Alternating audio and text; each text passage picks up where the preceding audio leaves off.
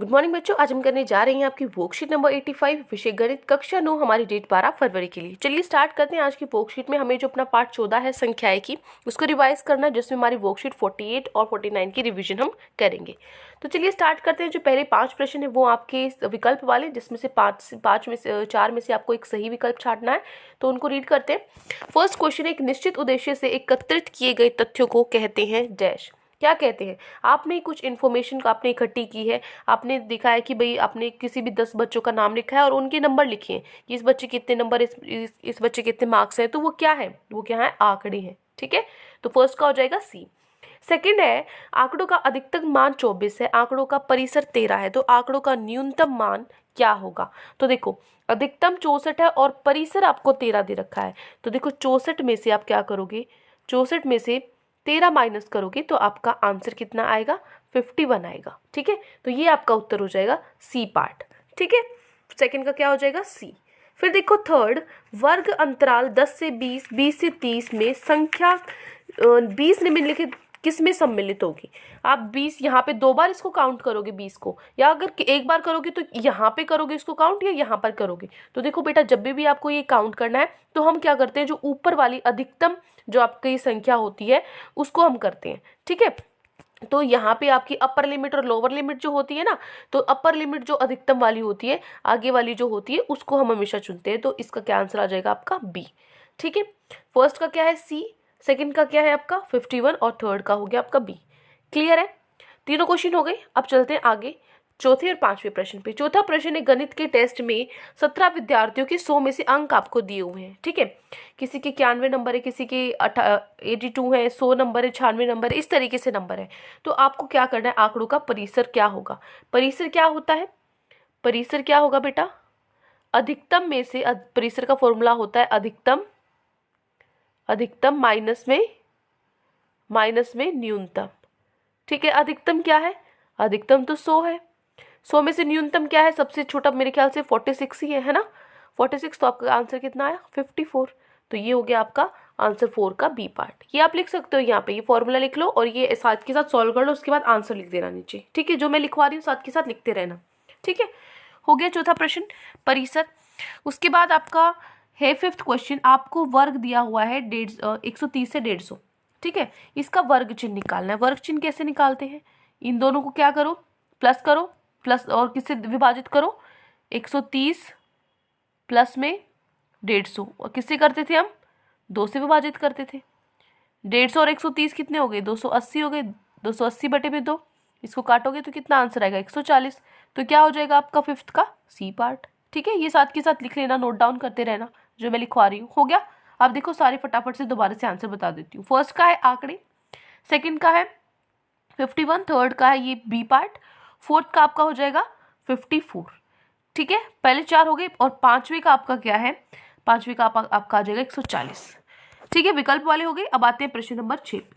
प्रश्न 6 में आपको बताना है दिए गए आंकड़ों को प्राथमिक आंकड़े और गौण आंकड़ों में वर्गीकृत करना है। प्राथमिक आंकड़े क्या होंगे? जो आप अपने रिसर्च से अपने आप ढूंढकर जो आप कर सकते हो, और गौण आंकड़े क्या होंगे? जिसमें आपको दूसरे की मदद लेनी पड़ेगी। ठीक है, तो पहला है कक्षा 9 के 10 विद्यार्थियों के जूतों के माप। अब डायरेक्टली आपको क्या पता है उनके जूतों का माप क्या है? तो आपको उनकी मदद लेनी पड़ेगी, जिन बच्चों के आप जूतों के माप लेना चाहते हो।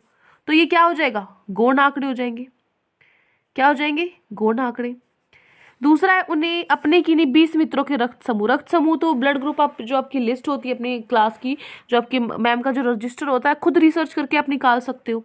मैम के पास जूते का नंबर तो मिलेगा नहीं रजिस्टर में, है ना, लेकिन रक्त समूह है, जो हाइट है, वेट है, ये सब तो मैम के पास होता है ना, तो ये तो प्राथमिक में आ जाएगा। ठीक है, थर्ड देखो, अपनी कक्षा मित्रों की परिवारों के सदस्य की संख्या। अब आपकी मैम को थोड़ी पता है उनके परिवार में कितने सदस्य हैं, ये तो पता होगा, हाँ भाई माँ बाप है, कितने भाई बहन क्या है, सारी टीचर ये थोड़ी रिकॉर्ड रखती है, तो ये तो खुद क्या करना पड़ेगा, ये तो मदद लेनी पड़ेगी। तो इसमें क्या आएगा? गौण। ठीक है, थर्ड में गौण।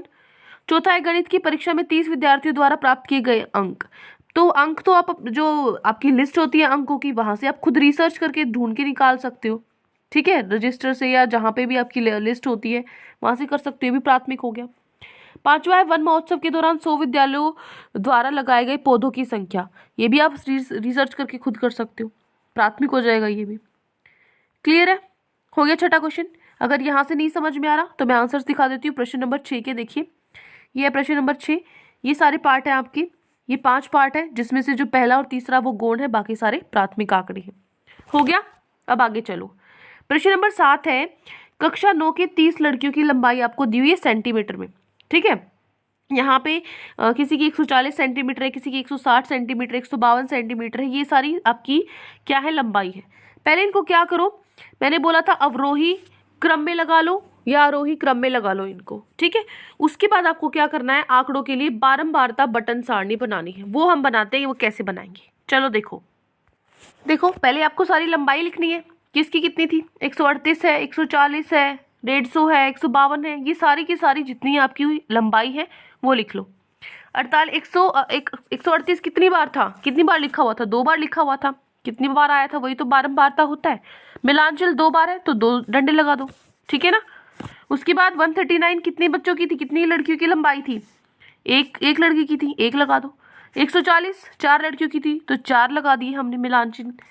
146 3 लड़कियों की थी, 3 लगा दिए। 148 6 की थी, 6 कैसे बनाएंगे, 1 2 3 4 5 और उसके बाद एक और 6। इसी तरीके से 150, ठीक है, 4 बना लोगे यहाँ पे। 151 एक ही हाइट है। ठीक है, इस तरीके से आपको सारी हाइट लिख लेनी है। और लिखने के बाद कुल आप जब इनको जोड़ोगे, बारंबारता को, सारी बारंबारता को जोड़ोगे तो आपका 30 उत्तर आना चाहिए। अगर 30 आ रहा है इसका मतलब आपने सही किया, क्योंकि 30 ही टोटल जिनकी आपने हाइट मापी थी वो 30 ही थे टोटल। ठीक है, बस यही बनाना था, कुछ नहीं कैलकुलेट करना इसमें। प्रश्न नंबर 7 हो गया। क्लियर है? अब चलो प्रश्न नंबर 8 पे चलते हैं। प्रश्न 8 है, आपको पाई का मान दिया हुआ है, 35 दशमलव स्थानों तक नीचे दिया गया है। ठीक है, पाई है, जैसे पाई क्या होता है, 22/7 होता है ना। तो 7 को जब मैं 22 से करूंगी तो हम निकालते जाएंगे, 3 आया, फिर एक कैरी बचा, 2 पॉइंट लगाए यहाँ पे। ठीक है, 7 1 पर आया। तो इस तरीके से पॉइंट के बाद नंबर निकालते रहे तो 35 तक उन्होंने चेक किया, 35 तक नंबर निकाले हुए हैं। तो आपको बताना है दशमलव बिंदु के बाद आने वाले 0 से 9 अंकों तक की एक बारंबारता बटन कि एक संख्या, एक कितनी बार आया है, 1 2 बार आया है। ठीक है, उसके बाद 2 कितनी बार आया है, 3 कितनी बार आया है, 4 5, 1 से लेकर 9 तक, आपको 0 से लेकर 9 तक बारंबारता सारणी बनानी है। ठीक है, चलो देखो कैसे बनाते हैं। ये आपका प्रश्न नंबर 8। ठीक है, यहाँ पे लिख लेना बेटा। अब देखो 0 1 2 3 4 5 6 7 8 और इसके यहाँ पे नीचे आएगा 9। ये कैलकुलेट करना है। 0 आपका जो अंक है वो आया है 1 बार। ठीक है, तो मिलान चिन्ह में 1 लिखो।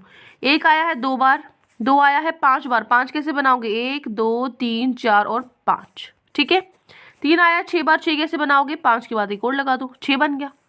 ठीक है, 4 3 बार आया है, 5 4 बार आया है, 6 3 बार आया है, 7 2 बार आया है, 8 आपका 5 बार आया है और 9 4 बार आया है। कुल कितने अंक थे, 35 थे। तो जब आप इन बारंबारता को जोड़ोगे तो आपके पास कुल 35 आना चाहिए, जो कि हमारा आ रहा है। इसका मतलब हमारा ठीक है। ठीक है, ये हो गया आपका प्रश्न नंबर 8। यहाँ पे मैं लिख देती हूँ प्रश्न 8, ये आप नोट डाउन कर लो। ठीक है, चले आगे। प्रश्न 8 हो गया। अब चलो प्रश्न नंबर 9 पे। प्रश्न 9 है, आपको जो क्लास 9 है उसके 30 विद्यार्थियों का रक्त समूह का प्रकार लिखा हुआ है। किसका ब्लड ग्रुप ए है, किसका बी है, ओ है या फिर ए बी है। ठीक है, कितने बच्चों का ए है, 1 2 3 4 5 6 7 बच्चों का ए है रक्त समूह। ऐसे ही बी का देखो 1 2 3 4 5 6 7 8 9 बच्चों का बी है। इसी तरीके से ओ गिनो और फिर ए बी गिनो। ठीक है, तो इनका क्या बनाना है, उपरोक्त आंकड़ों के लिए बारंबारता वितरण सारणी बनानी है। तो देखो ये आपका प्रश्न नंबर 9। ठीक है, ये आपका प्रश्न नंबर 9। इसमें क्या करना है, आपको रक्त समूह दे रखा है। रक्त समूह कौन से, ए बी और ओ। ठीक है, ए कितनी बार आया था, 7 बार आया था। तो यहाँ पे 7 कैसे बनाएंगे, 1 2 3 4 5 6 7। ठीक है, फिर बी है 9 कैसे बनाओगे, 1 2 3 4 5 6 7 8 9। ठीक है, ए भी 8 बार आया है और आपका जो ओ है वो 6 बार आया। बन जाएंगे सारे। जब इनको जोड़ोगे तो आपका 30 आना चाहिए, क्योंकि कुल विद्यार्थी कितने थे, 30 थे। ठीक है, ये हो गया प्रश्न 9। ये तो बिल्कुल छोटा सा था। क्लियर है? अब देखो आखिरी प्रश्न हमारी वर्कशीट का प्रश्न नंबर 10। प्रश्न 10 में आपको गणित के एक टेस्ट में 33 विद्यार्थियों द्वारा 100 में से प्राप्त किए गए अंक निम्नलिखित है। आपको क्या किया है, यहाँ पे नंबर दिए हुए हैं बच्चों के, किसी के 64 नंबर है, किसी के 63 नंबर है, 58 नंबर है। तो ये सारे नंबरों का आपको क्या करना है, इन आंकड़ों की बारंबारता बढ़ानी। तो मैंने बताया था ऐसो में क्या करना है, आपको आरोही या अवरोही क्रम में लगाना होता है पहले, और उसके बाद आपको टेबल सारणी बनानी होती है। चलो देखते हैं कैसे बनाएंगे। ये है प्रश्न नंबर 10। 48 आ गया पहले सबसे छोटा, फिर 58, 64, 66, 69, 71, 81, 83, 84, ये हमने उनको लगा लिया है आरोही क्रम में। ठीक है, अब हमें क्या करना है, हमें तो टेबल सारणी बनानी है, ठीक है ना, बंटन सारणी बनानी है। कैसे बनाएंगे, पहले जो अंक है वो लिखेंगे। 58 इतनी बार नहीं लिखना, एक ही बार लिखोगे, सॉरी 48, 48 कितनी बार आया है, 1 2 3 बार आया है, तो विद्यार्थियों की संख्या 3 ऐसे बच्चे जिनके 48 नंबर है, मिलान चिन्ह में बना दो 3। 58 कितने बच्चों के हैं, 2 ही बच्चों के हैं, फिर ठीक है 3 बच्चों के हैं, सॉरी, तो 3 बना दो, और मिलान चिन्ह में भी 3 बना दो। 64 4 बच्चों के हैं, 4 बना दो, ठीक है। 66 7 बच्चों के हैं, 7 कैसे बनाओगे, 1 2 3 4 5 6 7। इसी तरीके से 69 6 बच्चों के हैं, 71 3 बच्चों के, 73 2 बच्चों के हैं, 81 1 के हैं, 83 2 बच्चों के हैं, और 84 आपके 2 बच्चों के हैं। कुल जो आपके बच्चे हैं, जब आप इन विद्यार्थियों की संख्या को जोड़ोगे तो आपका 32 आना चाहिए, क्योंकि कुल बच्चे 32 ही थे। बस ये सारणी आपको बनानी थी। क्लियर है, ये हो गया आपका प्रश्न नंबर 10। क्लियर, तो ये 10 प्रश्न आज आपकी वर्कशीट में दिए गए थे। आई होप आपको अच्छे से समझ में आ गए हैं। कोई भी डाउट है पूरी वर्कशीट में तो कमेंट सेक्शन में आप मुझसे पूछ सकते हैं। और अगर आपको वीडियो अच्छी लगी तो चैनल को सब्सक्राइब कर सकते हैं, वीडियो को लाइक कर सकते हैं। Thank you and have a great day.